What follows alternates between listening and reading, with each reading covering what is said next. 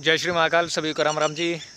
Update गांव समाज से रिलेटेड, सभी मीडिया कर्मी और न्यूज़ चैनल से रिलेटेड, खोरी संघर्ष समिति से रिलेटेड न्यूज़ चैनल्स, जो भी हमारे मीडिया कर्मी है, जो भी न्यूज़ प्लेटफॉर्म्स है, चाहे वो सोशल मीडिया पे एक्टिव है या फिर पेपर मीडिया पे, कि वैध और अवैध को थोड़ा सा समझिए।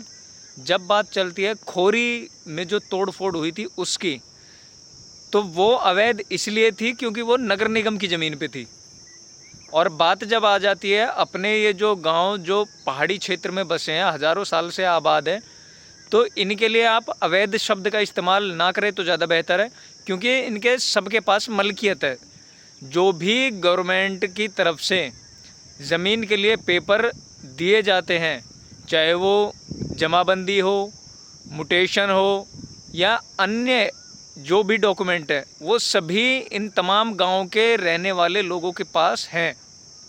इनकी रजिस्ट्रियां हैं, आप आके बैठिए इनके साथ, चेक कीजिए। अगर खोरी संघर्ष समिति को गांव से कोई समस्या है या परेशानी है, या उनके पास उनकी ज़मीन का मालिकाना हक के पेपर्स हैं, कि उनके पास अगर जमाबंदी है, उनके पास अगर रजिस्ट्री है उनकी ज़मीन की, उनके पास अगर और डॉक्यूमेंट्स हैं, मुटेशन है वगैरह वगैरह, तो वो भी सामने प्रस्तुत करे। खोरी संघर्ष समिति लगातार सवाल ज़रूर उठा रही है, न्यूज़पेपर में भी, मीडिया साइट्स पे भी, तो वो फैक्ट्स भी रखे, वो दिखाए अपने पेपर्स, या फिर वो इन तमाम गांव वालों से इनके पेपर्स देखे। विचार विमर्श होने चाहिए। खोरी संघर्ष समिति वो भी ऑब्जेक्शन अगर उठाती है कि भाई आप फलाने फलाने गाँव के जो चर्च हैं उनको डिमोलिश कीजिए। गांव के प्रतिनिधियों से भी ये बोलूँगा कि ये इस खोरी संघर्ष समिति को बिठाए और इनसे विचार विमर्श करे, तर्क वितर्क करे, इनको पूछे कि भाई इनकी समस्या क्या है। खोरी संघर्ष समिति है, ये भी अपनी समस्या बताए कि इनको आसपास के गांव समाज से क्या दिक्कत है, क्या ये गांव समाज की आड़ में उस नगर निगम की ज़मीन पे आबाद हो सकते हैं, तो उसका जवाब है नहीं हो सकते हैं। अब आ जाते हैं कि एक गांव के पर्टिकुलर रकबे की बात जो चल रही है न्यूज़पेपर में कि इतने अवैध स्ट्रक्चर है, तो उसमें भी मैं थोड़ा क्लियर कर दूं। अगर बात करें अनंगपुर की, तो अनंगपुर जो गांव आपको दिखता है केवल वहां तक ही सीमित नहीं है। जब आप आनंदवन से निकलते हो, अभी कुछ एरिया में क्रशर पड़े थे, तो वो क्रशर को जब आप रोड के दूसरी तरफ पार कर देते हो और जो कॉलोनी लग जाती है, जो डेरे आ रहे हैं या गुरुकुल की तरफ जो स्ट्रक्चर है जहाँ पे घर बने हुए हैं, वो सभी अनंगपुर का रकबा आता है। और उसमें जितने भी मकान बने हुए हैं वो भी, क्योंकि अनंगपुर का ही पहाड़ है वो, तो वो अनंगपुर में ही काउंट होते हैं। पहली बात, लीगल है इलीगल है वो ना तो मैं कोई डिसाइड होता हूँ और ना ही खोरी संघर्ष समिति या फिर अन्य कोई आदमी ये डिसाइड कर सकता है कि कौन लीगल है कौन इलीगल है।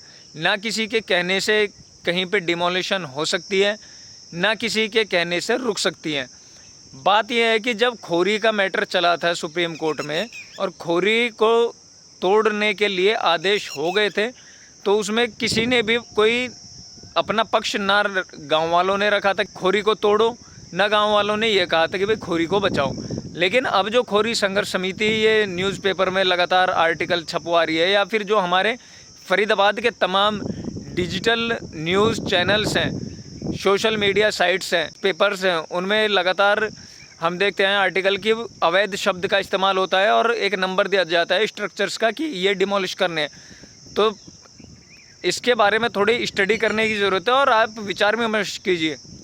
आप विचार विमर्श कीजिए तमाम गाँवों के बीच में जाके। आप लगड़पुर में जाइए, आप अनंगपुर में आइए, आप मेवला में जाइए, आप अनखीर में जाइए, आप भांकरी में जाइए, जो तमाम ये गांव हैं इनमें जाइए, इनसे पूछिए कि भाई क्या इन्होंने सरकारी ज़मीन पे कब्जे किए हुए हैं या इनकी मलकियत है। इनकी मलकियत है, लोग आपको दिखाएंगे, आप उसको छापिए कि हाँ भाई ये तो अपनी मलकियत में बैठे हैं। बात ये थी कि जब खोरी का मैटर चल रहा था तो उसमें किसी भी गाँव ने अपना पक्ष नहीं रखा, और क्योंकि अपना पक्ष नहीं रखा तो सुप्रीम कोर्ट को पहले ही पता है कि भाई फलानी जगह कोई गाँव आबाद है, इतने सालों से आबाद है, तो जो जजमेंट आई थी वो PLPA 1900 जो एक्ट है उसके हिसाब से आई थी और पूरी इंटायर प्रॉपर्टी पे आई थी। तो अगर वो ऑर्डर के हिसाब से अगर हम चले, उस जजमेंट के हिसाब से चले, तो करीब करीब हरियाणा का 40 से 60% जो एरिया है वो सभी डिमोलिश करना पड़ेगा, जो कि गलत है। तो सही को सही और गलत को गलत समझना पड़ेगा। अगर खोरी संघर्ष समिति की कोई समस्या है तो वो गांव समाज के लोगों से बात करें।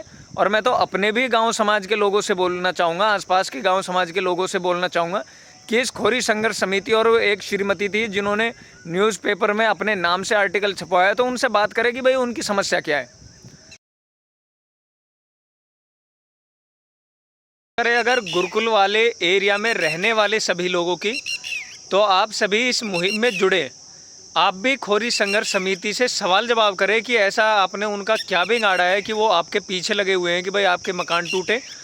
दूसरा, गुरुकुल वाले एरिया में जितने भी मकान बने हुए हैं जो पहाड़ वाले एरिया में बने हुए हैं, आप एक संगठन तैयार करें। आप अपने क्षेत्र के पार्षद से मिलें, आप विधायक जी से मिलें, आप मंत्री जी से मिलें, आप मुख्यमंत्री जी से मिलें, और कोशिश करें आप अपनी बात प्रधानमंत्री के भी सामने रखें।